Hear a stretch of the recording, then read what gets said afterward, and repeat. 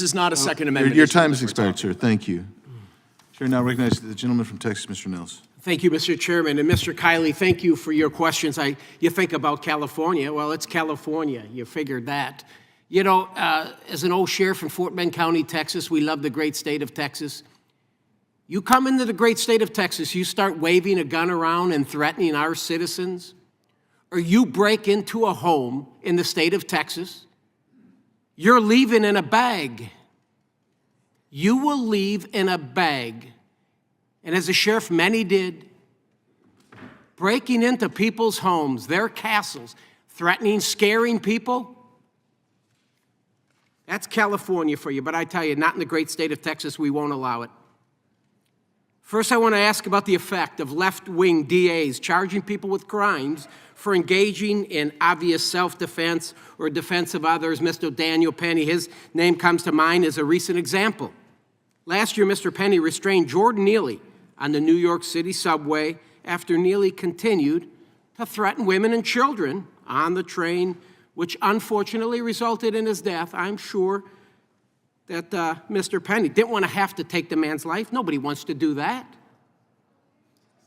Although this was an obvious case of self-defense of others, Manhattan DA Alvin Bragg charged Penny with manslaughter, likely due to public pressure from the left-wing radicals who felt Mr. Neely should have been be allowed to threaten women and children with impunity. And even though the jury came to an obvious outcome of a full acquittal, didn't take long, a full acquittal, the damage to Mr. Penny had already been done. He had been through an 18-month ordeal in which his name and reputation, they drug it through the mud. So the government, the media's message to New Yorkers was clear. Dare to protect your fellow citizens, and we will destroy your life. You know, the old Good Samaritan. Do you have Good Samaritans out there anymore? You may not have them anymore. Why would anybody do it when you have nut jobs like Alvin Bragg and others that want to go after and make the individual that wants to help other people, he's all of a sudden the suspect? Mr. McDermott, do these kinds of political prosecutions deter people from coming to the defense of others? And how does that put at risk vulnerable populations like women and children and the elderly? In other words, how important is it? How important is it for us to have a society where people feel empowered to come to the defense of the vulnerable, Mr. McDermott? Obviously, the question answers itself. It's extremely important. We have a number of different problems. First off, many people recognize the right to defend themselves, and very often they disregard the right to defend others, as happened in that particular case.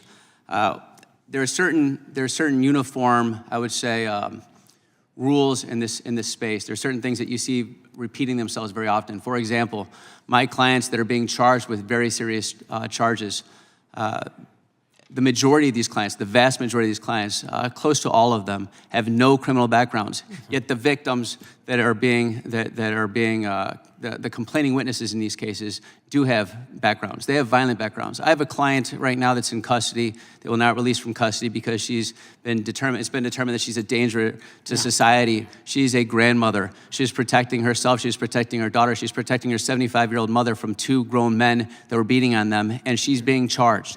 So this is happening just far too often. Thank you.